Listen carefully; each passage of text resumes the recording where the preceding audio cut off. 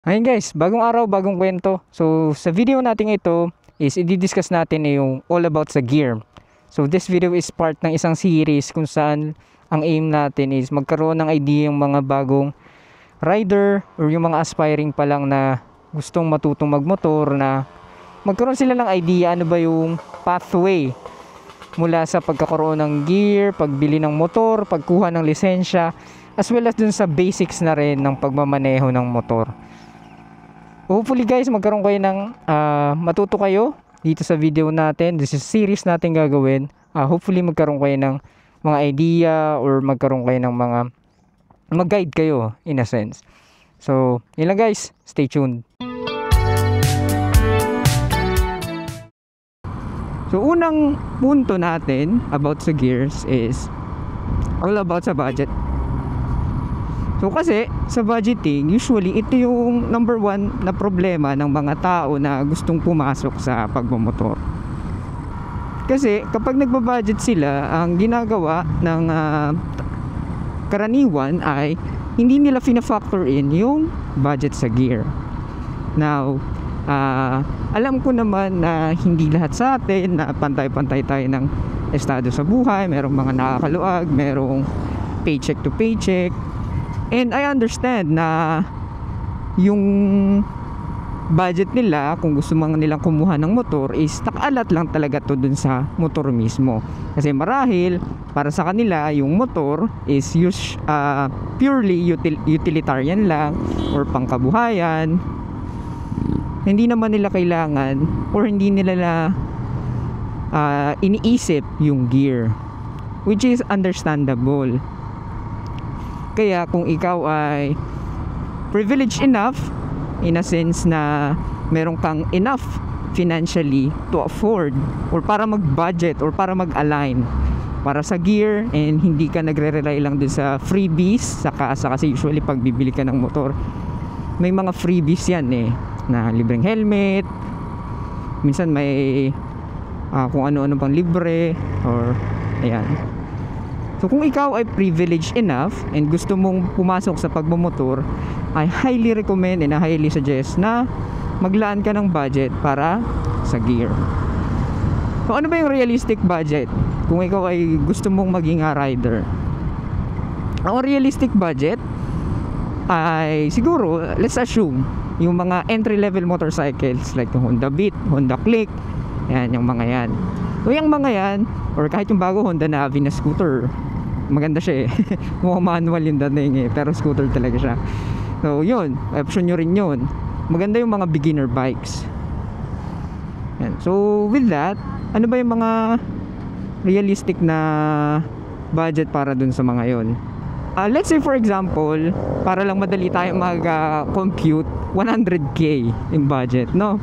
So sa 100k kasi I think ang bagong Click Honda Beat ngayon 70 to 85k siguro, or kahit yung mga bagong Pantra, yung mga Pantra na motor, ito bagong TMX Supremo, magkano ba to ngayon? Siguro 75 to 80, ganun.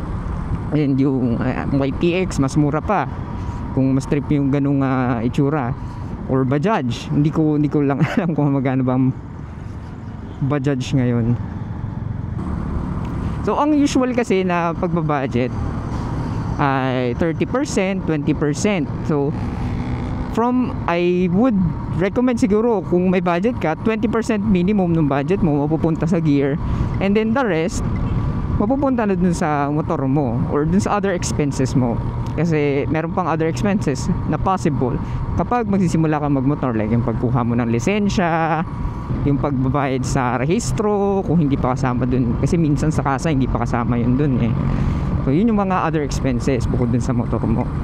So yun, 20%, mararecommend ko na yun. 20-30%. Maybe kung may budget ka talaga or kung gusto mo talaga premium yung gear na meron ka, pwede ka pang tumaas siguro up to upwards of 40-50%, diba? Depende talaga yun sa'yo. So yun, so nakapag-decide ka na, sabihin natin in this case 20% mapupunta yun sa gear mo. So sa 20% na yun, paano mo ba dapat hatiin naman yung 20% na yun? So sa 20%, yung lion share ng budget mo ay dapat mapupunta sa helmet.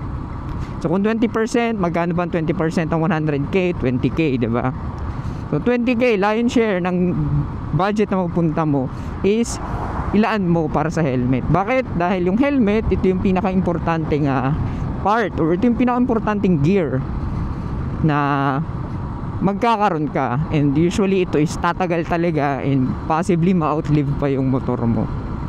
And so punta tayo sa helmet. Ano ba yung mga kailangan mong tingnan sa pagkuha ng bagong helmet? So sa helmet, number 1 is yung fit and comfort. Yung fit and comfort ng helmet ay napakahalaga, kasi kapag yung helmet mo is hindi sakto sa'yo, or pangit yung fitting sa'yo, maluag, or medyo masikip, sobrang sikip na sumasakit na yung ulo mo, ibig sabihin mali yung fit na nakuha mo para sa size ng ulo mo. Ayan, so isa sa mga suggestions ko kung kukuha ka man ng helmet ay pumunta ka sa physical store. Ayan. So wag kang mag-rely sa online, although pwede ka naman bumili online, kasi usually ang ginagawa nila online ay yung meron silang chart para sa head size. So susukatin mo yung ulo mo, then ibabase mo dun sa chart nila kung ano ba yung size ng helmet na kukunin ko. Hindi ko marerecommend yun, kasi as your first helmet, lalo na, mahirap magtansya. Bakit? Kasi ang mga size ng helmet ay iba-iba yan.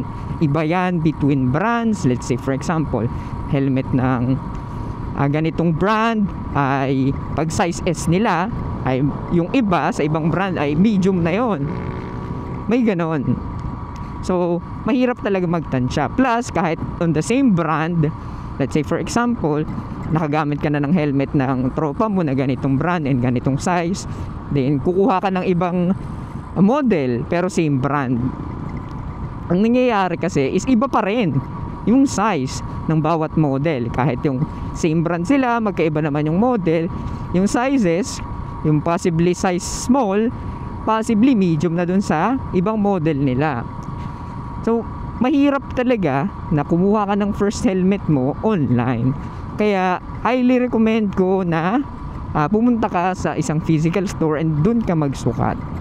So siguro online, tingnan mo lang yung availability, kung may stock ba yung gusto mong helmet, kung may stock ba yung ganitong brand na gusto mo, yun pwede yun, para makita mo yung availability or yung stock ng helmet.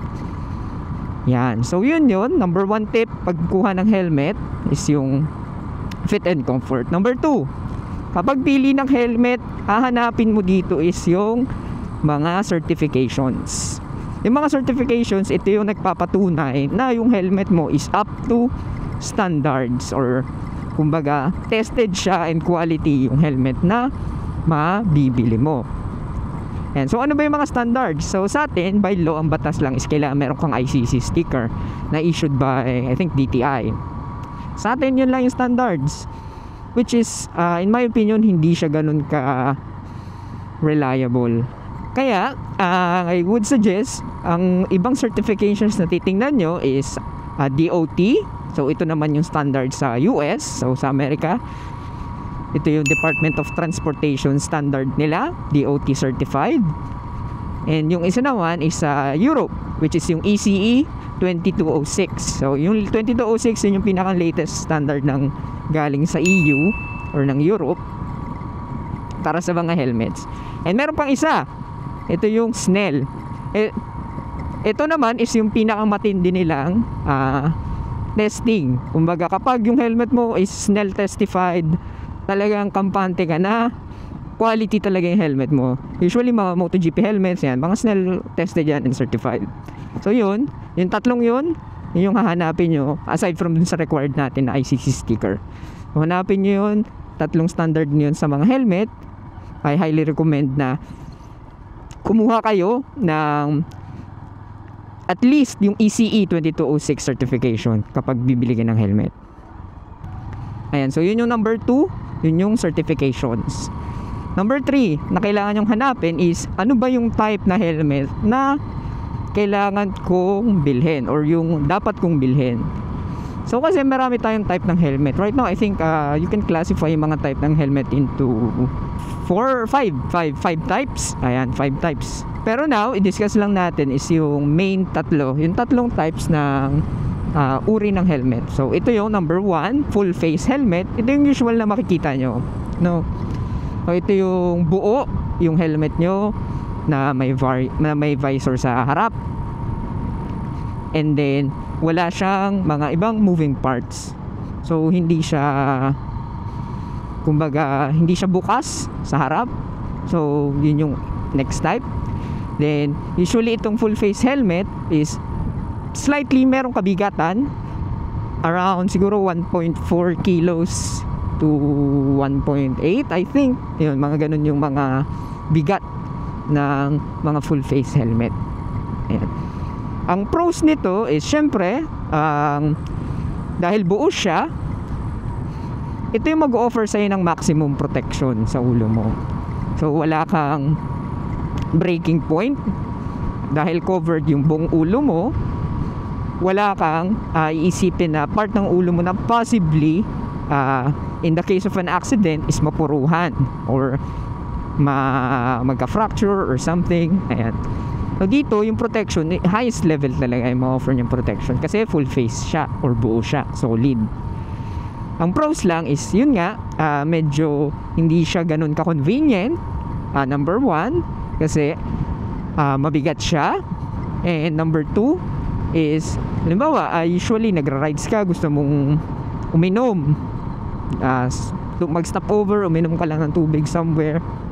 Ayan. So usually medyo hassle kasi kailangan mo pang tanggalin yung buong helmet mo, which is for me, those cons are just very small things compared to the safety or yung pros na kaya maibigay nung type ng helmet na to. So if kukuha ka, I would suggest na kumuha ka ng full face helmet. So yung next naman nating type is yung open face na tinatawag or yung 3/4. So ito yung 3/4 helmet, is covered yung taas ng ulo mo, yung tigkabilang yung tenga, yung sides ng ulo mo, covered yan. Pero sa harap, visor lang. Or minsan wala pang ang visor eh. So yun yung mga open face or 3/4 helmet. And bawal naman sa atin yung nutshell, yung parang pang bike, yung sa taas lang ng ulo mo, bawal yun sa atin, yung ganong type ng helmet. Ayan. So dun pa lang kitang-kita mo na less yung protection na may offer niya kasi open nga siya, 'di ba? Open face, by the name itself, bukas. Yung ulo mo is bukas siya. Hindi siya protektado yung harapan mo. Usually yung face and chin area, dun pa lang wala ka ng protection. So medyo talong-talo ka na agad. Now ang tanging pros niya lang ay yung forma niya and yung magaan siya dahil nga syempre less material, kumbaga obviously mas magaan talaga siya. Ayan. So itong helmet na to, hindi ko to mare-recommend dahil I'm a firm believer na mas gugustuhin kong protektado ka kesa naman maporma yung dating. Ayan. So hindi ko to mare-recommend as your first helmet kasi I value yung safety rather than yung comfort and or yung looks or yung style. Ayan. Pero ikaw naman, siguro kung medyo bad boy ka and gusto mong maiba and kaya ng risk tolerance mo, kumbaga medyo risky kang tao, no? Go lang. Hindi kita pipigilan, pera mo yan. Ako lang, I would advise against it and I would still recommend yung full face helmet. Napunta tayo sa third type ng helmet, which is yung modular. Yan. So dito naman, modular, combination lang to ng first two types. So yung modular helmet natin, ito yung helmet na by the name itself, modular, modifiable. Kumbaga, kaya mo siyang i-transform from one type to the other. So let's say for example, yung modular helmet mo is yung chin guard niya is natatanggal. So when I say na natatanggal, it's either na flip back yung chin guard or completely natatanggal. So kumbaga nagiging na siyang 3/4 or open face from a full face helmet. So, nandito yung convenience ng open face helmet, and nandito rin naman yung protection na may offer ng isang full face helmet. Ayan. Ang cons lang is slightly, syempre depende naman to sa brand and model, slightly may kabigatan lang siya kasi may additional hinges kumbaga and additional moving parts. And another con is in the case of an accident or kung sakaling sumemplak ka man lang, is dahil meron siyang hinges, meron siyang mga stress points na possibly mag-break in the case of a crash. So yun lang yung isa sa mga major cons niya, dahil nga hindi siya katulad ng full face helmet na buong buo na covered yung face mo. Meron siyang mga hinges, kumbaga may stress points, may weak points yung helmet.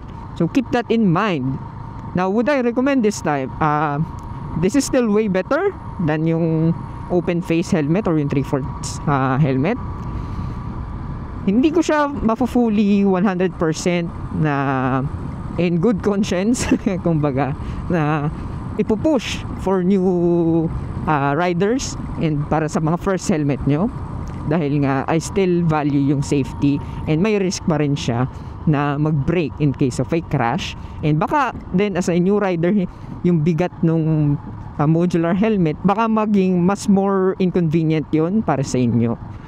So I would still prefer na kumuha kayo ng full face, pero this is still a decent option if you want the convenience of a open face but still having more protection and at least way better protection than a open face helmet can offer. So yun yung basic na 3 types ng helmet. So again, full face, open face, and modular. Yun yung mga basic lang na usually makikita nyo. Now, punta naman tayo sa last point siguro sa helmets is ano ba yung brand na kailangan mong kunin. Dito kasi medyo na-pollute na yung market ng mga puro marketing stunts lang. So meron naman kasing mga decente na helmet, pero it's either hindi siya napapansin dahil wala siyang enough marketing. Kasi ngayon si brand na patok na patok yan sa masa kasi ito yung highly available dito sa atin. Pero I would not recommend nang kunin nyo to kasi although anecdotically speaking lang, na itong mga helmet na to is hindi siya up to quality. Kumbaga puro marketing lang siya. Hindi siya magandang it will not survive a crash, kumbaga in simple terms, parang ganoon yung mangyayari. So I would suggest na kumuha ka ng ibang brand kesa dito. But on the flip side naman, ang mare-recommend ko is 2 brand or maybe 3. Ito yung LS2 and HGC and maybe MT. Ayan. So yung 3 kasi is itong 3 to, yung LS2 is from Spain, itong HGC naman is from Korea. MT hindi ako familiar masyado kasi sa MT pero I heard good things about it.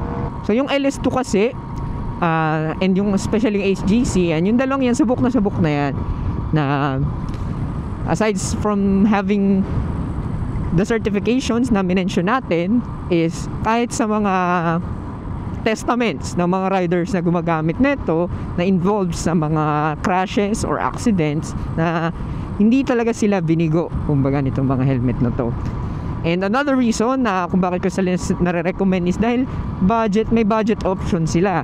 Katulad nung HGC, I think C10 and yung LS2 Stream 2 yata yung budget option nila. So itong mga to is I think 5K, around that price range. Ayan, so may makukuha mo na yung reliability and quality helmet without compromising safety. Ayan. Plus, maporma din talaga sila. Ayan. So, di ba? So, maganda yung mga helmet nila in terms of style. Plus, meron ka ng peace of mind dahil talaga namang quality yung ibibigay sa'yo. Maaasahan mo siya lalo na as a long-term helmet, lalo na as a first helmet mo as a new rider. Ayan. So, yung 2, mara-recommend ko yun, HGC and LS2. And dun sa budget natin na 20K, dahil nga meron silang mga budget options, like yung around 5K, pwede mo pa siyang i-stretch to 10K nga eh. Pero just for an example, dahil naglaan ka ng 20%, which is around 20K dun sa 100K natin, and let's say nakakuha ka lang ng 5K or even 8K, ini-stretch mo, pwede nga 10K eh. Pero stretch natin yung helmet budget, dahil nga ang helmet, ito yung dapat may lion share ng budget mo. So sabihin natin 8K, bumili ka ng 8K na helmet, di ba? So solid premium. Aside pala dun syempre dun sa LS2 and HGC, kung afford mo yung mga premium, so yung mga meron kasi mga premium helmets na brands like yung Shoei, Arai, Alpine Stars, Norton, Bell, GV, ayan, yung mga yan, syempre kung afford mo yan, go. Kaya ko lang highly recommended yung dalawa na LS2 and HGC is dahil meron silang mga budget options na papasok sa budget natin. Ayan. Now, balik tayo dun sa budget natin na 20% or 20K in our example. So may budget nga tayo ng 20K. Sabihin natin kumuha ka ng tig 8K na helmet, so may 12K ka pa. So paano mo natin iba-budget yung 12K na yon with the rest of the gear? So meron pa tayong apat eh. So ang required lang sa atin kasi by law is helmet and closed shoes. So sa helmet and closed shoes kasi, ang mandato lang ng LTO, hindi pwedeng Crocs bawal ang Crocs dahil wala tong, kumbaga bawal yung nakastrap lang eh. So hindi yun bawal ang Crocs sa riding shoes. Pero one thing that you can consider in terms of shoes, so punta na tayo dun sa shoes na gear, since yun ay isa sa mga required by law. Ano ba yung kailangan mong hanapin sa riding shoes? So sa riding shoes, napaka-simple lang naman. Well, the rest of the gear, simple lang naman yung mga criteria. So sa riding shoes, simple lang naman. Kailangan mo lang dito is meron kang heel, ankle, and toe protection. So ito yung mga recommended na hanapin nyo for a riding shoes. And usually yung cut ng shoes is mataas, kumbaga syempre para pasok yung ankle mo, kumbaga protektado din yung ankle mo kahit paano, kasi usually di ba yung mga sneakers natin, mga low cut, di ba, kasi pamporma naman talaga tong mga to eh. Ang problema kasi sa mga simple lang na shoes or yung mga casual wear, syempre hindi naman to mag-offer ng protection in the event of a crash.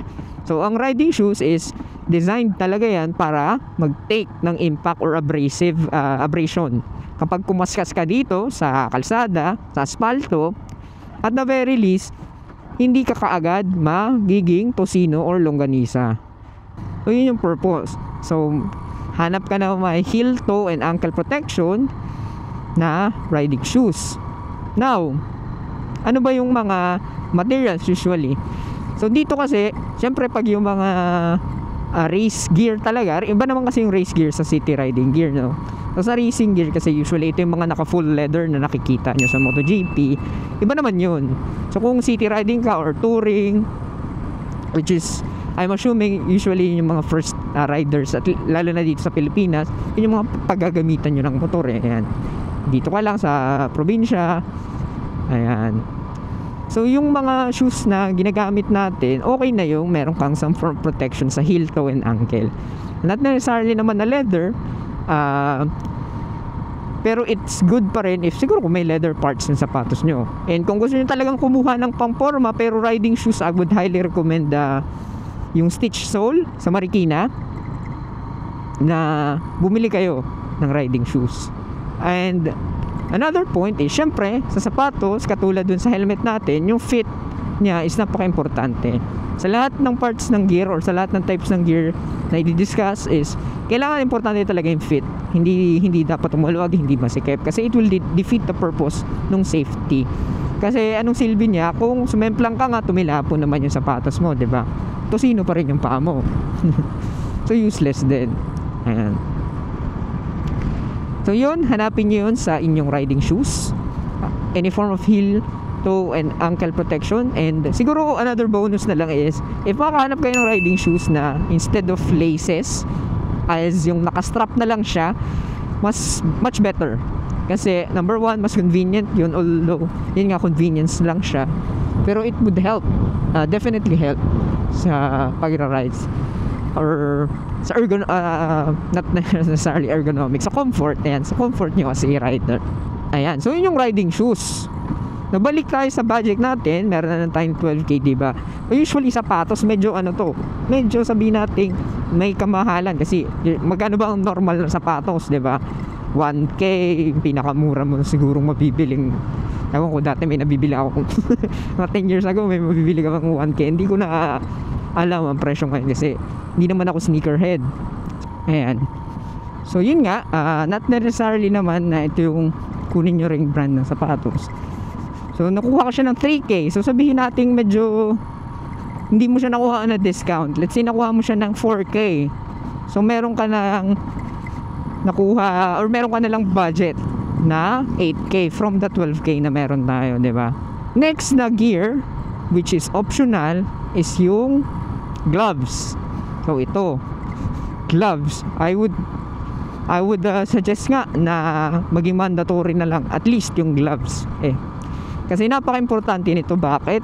Kasi in the event of a crash, isa sa mga body parts aside sa paa mo na unang tatamaan, so sa paa kasi 'di ba nakadikit or closed sa motor natin.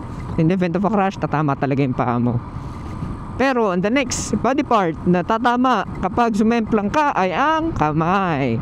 Kasi by reflex, kung natisod ka or nadulas ka na-experience mo na yon, usually ang ginagawa mo is itutuon mo yung kamay mo, diba? Itutuon mo by reflex. Yun yung normal na reflex natin when falling. Kaya naman, importante itong gloves. Now, ano yung kailangan yung hanapin sa gloves? So sa gloves, simple lang din naman to. Sa gloves, ang hanapin nyo is itong tinatawag na palm slider. So ito makikita nyo dito sa palm area, meron ditong matigas, ito. Yan. So ang bisa niyan is, yun nga, kapag tumuon ka and nag-i-slide ka na dyan sa kalsada, kapag dumadawsos ka na dyan, hindi maging tosino yung kamay mo, buo pa rin siya. So yung palm slider, yung papang slide mo dun mismo dun sa kalsada habang ikaw ay in the event of a crash. So kaya importante may ganito, palm slider talaga, highly recommended, and yun yung feature na hanapin nyo sa gloves. Next is yung mga knuckle protections. Ito medyo optional naman to, pero I would still recommend na. And usually naman yung mga gloves na mga kikita nyo is may mga ganito na itong mga knuckle protectors. And so ito, knuckle protector sa digits or dun sa fingers nyo, pati na rin dun sa knuckle. And may mga protectors yan. So yun yung next na hanapin nyo sa gloves. And siguro next na pwede nyong hanapin is yung fingerprint sensor. Ayan. So para pwede ka pa rin kung nagna-navigate ka sa phone, nag-Waze, Google Maps, pwede pa rin, walang problema.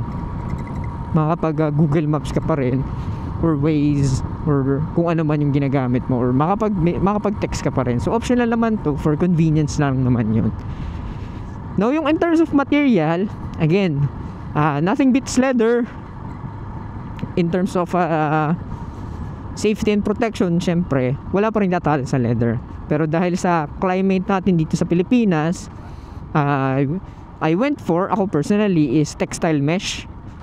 So meron siyang kahit pa paano hindi siya ganun kainit, kumbaga. And then yung cut, meron kasing mga gloves na lagpas sa wrist, okay din yun. If mas trip nyo yung ganun, go for it. Yun nga, as long as meron kang mga protection and sliders, okay lang. Basta hindi mawawala yung sliders and protection, okay lang kung ano na yung kunin yung gloves na pasok sa budget nyo. In terms of budget, ang gloves nagre-range to from as cheap as 500 pesos to upwards of 25k. Ayan, yun yung budget ng gloves. So kung may budget ka na ganun, so sa atin, so meron na lang tayong 8k, diba? So in terms of gloves, so pwede kang kumuha tig 3k tapos dalawang pairs, diba? So para may pamalit ka on a rainy day, halimbawa nabasa ng ulan, so meron kang pamalit na gloves. So pwede yung 3K or pwedeng 2K, tapos high quality na rin yung makukuha mo na gloves. In terms of brand, meron kang mabibili online. So ito Comin, itong gamit ko ngayon. Meron ding LS2 yan. So meron ding gloves si LS2, meron ding gloves si 5 gloves. Ayan. So yun yung mga, nung nagre-research ako dati, yun yung mga brands na pinagpipilian ko. Yung 5 gloves, itong Comin and itong LS2. Meron ako nakita na gloves sa SEC nung nagpunta ako sa SEC dito sa amin, pero hindi kasi kasha. So hindi ko rin siya masasabi kasi wala pa akong experience dun sa mga gloves nila na nandun Pero yun nga, as long as meron ka nung mga protection and sliders, okay na.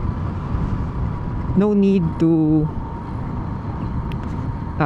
hanapin mo pa yung, or masyado kang maging picky. Siguro magde-decide na lang is dapat fit talaga and comfortable para sa'yo if ever suotin mo yung gloves.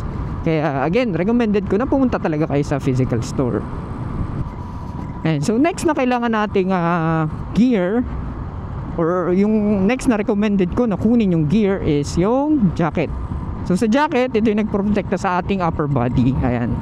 So sa jacket, so ito jacket ko ngayon is more on all-weather jacket siya. And meron siyang mga mesh holes para hindi ganun kainit. Lalo ngayon, medyo mainit ngayon So pwede ko siya, or ginagamit ko siya kahit maulan, or hindi naman yung masyadong ulan kasi nagkakapote na ako noon. Pag yung mga ganito lang na may rain showers ng bahagya. So ang hahanapin nyo naman with regards sa jacket ay ano lang, yung mga 4 na body parts na kailangan protektado, which is yung chest, yung back natin, yung shoulders, and yung elbows. So ano yung hinahanap nyo dito? Hanap kayo ng some form of armor protection na meron yung jacket or padding. Ayan. And yung padding, may rating to, CE level yung tawag. So CE level 1, CE level 2, and higher, ganyan. So yung mga protectors ay rated, I think level 1 is for city, level 2 yata for touring, and level 3 and above siguro yun yung pang track or ginagamit na sa possibly din sa mga enduro. Ayan. So sa mga enduro kasi talaga meron ng protection kasi mas prone talaga sila doon na sumemplang sa trails and sa bundok. And so yung mga yun, hanapan nyo yun ng body armor protection. So yung mga jacket yung mabibili, meron tong, it can come with or without itong mga protection na yun. So minsan ano lang, slot in armor na mabibili nyo, and then separate nyo mabibili yung armor protection. Meron din naman na mabibili kayo na included na.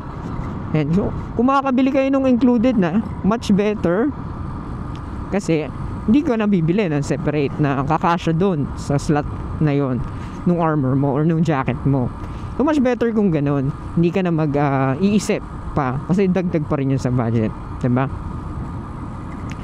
So now yung sa jacket naman, aside from dun sa mga protection, ang hahanapin nyo rin is ano ba yung fit sa hinahanap nyo, kasi may mga jacket na full leather pero mainit. Then ito, tulad nito, mesh tong jacket, so medyo pang all around nga siya na jacket. And ito yung isa sa mga reasons kung bakit ito yung type na kinuha ko. Hindi ko naman sinasabi na ganito rin yung bilhin nyo, pero depende na talaga yun sa inyo kung ano yung hinahanap nyo. So ako, as much as possible, kapag nasatisfy na yung safety threshold na hinahanap ko sa isang bagay, then it's fair game. Kumbaga, bahala ka na kung ano yung type, style, color na pipiliin nyo, is ikaw na yung bahala. Ayan, in terms of color pala, so dahil nabanggit natin yung color, this is one of the important din na ako personally hindi ko to na consider way back nung bumili ako ng gear, is yung color ng gear no. Bakit? Kasi nga lalo na kapag gabi ka nagra-ride, tulad nito, naka-black ako na gloves, naka-black ako na leather or na jacket, so magiging issue talaga yung visibility. So pwede, or if meron kang makita ng color na bright colored, halimbawa kahit sa helmet pa lang na white, yellow, so sa helmet marami kang pwedeng choices ng color eh. So napakaganda. And sa jacket, if pwedeng as much as possible kumuha ka ng color na bright colored na pwedeng green, yellow, white, orange, ayan. It will help in visibility lalo na kapag gabi, which is napaka-importante sa ating mga rider kasi sa ano pa lang sa simple city driving pa lang in daylight, mahirap na tayo makita, what more pa pag sa isang area na gabi and low visibility na wala masyadong ilaw. So it will help in our safety yung pagpili ng tamang kulay, no? When it comes to price ng jacket, ayan, so yung jacket natin nagre-range, depende to sa anong brand na makukuha nyo eh. So sabihin natin yung gloves na binili nyo is tigwa 1K. So from 8K, diba, meron na tayong 7K. So 7K for jacket and pants. Paano ba natin iaalat yon? Madali lang naman eh. So within 3K, makakabili ka na ng decenteng jacket. Depende naman yan sa brand na kukunin nyo. So pwede kang mag-alat ng 4K for the jacket, so may matitira ka lang ng 3K for the pants. So kung ganun, ang masasuggest ko is kumuha kayo ng quality talaga, or yung nami-meet yung safety standards in terms of jacket protection or upper body protection. Now lastly, riding pants. So personally, ito yung pinakamahirap na hanapin dito sa atin, lalo na in terms of sizing. Kasi lalo na ako, maliit lang ako, I'm only 5'2 and 3/4. Ayan, may 3/4 talaga, mahalaga yun. Ayan. So mahirap ako makahanap ng mga size ng especially riding pants. So sa riding pants naman, ang hahanapin mo dito is parang sa jacket, meron tong mga armor protections or paddings kumbaga. So for example, sa pants, ang hinahanap mo dito ay yung hip and ankle, hip and knee protections pala. Yun yung mga hinahanap mo dito. So again, hanapin nyo lang ulit yung CE level na at least level 1, level 2. I would recommend siguro kumuha na kayo ng level 2 protection para mas makampante kayo kung maglo-long ride kayo. Ayan. Yun yung mga hahanapin nyo ng parts na dapat protektado. So aside doon, syempre yung tinatawag nating fit. So ayun, so yun yung 5 types ng gear natin. So meron tayong helmet, meron tayong riding shoes, meron tayong gloves, jacket, and pants. So yun yung 5. Now, dun sa budget, since ang natira na lang sa atin is 3K for the riding pants, okay lang yun. So all in all, meron tayong 8K na helmet, meron tayong 4K na riding shoes, meron tayong 1K na gloves, meron tayong 4K na jacket, meron tayong 3K na pants. Ayan.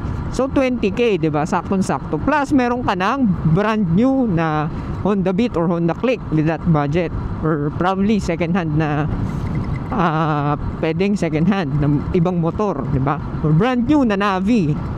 Honda Navi, yung bagong scooter ng Honda. So okay na okay siya. So yun yung sample lang naman natin tong budget na to, budget of 100K. So you can adjust it as you want. Ang point lang natin sa videong ito is isipin mo yung gear. Huwag mo lang isipin yung motor mo. Especially if you're privileged enough financially na ma-afford itong mga bagay na to, kailangan mo rin isipin to.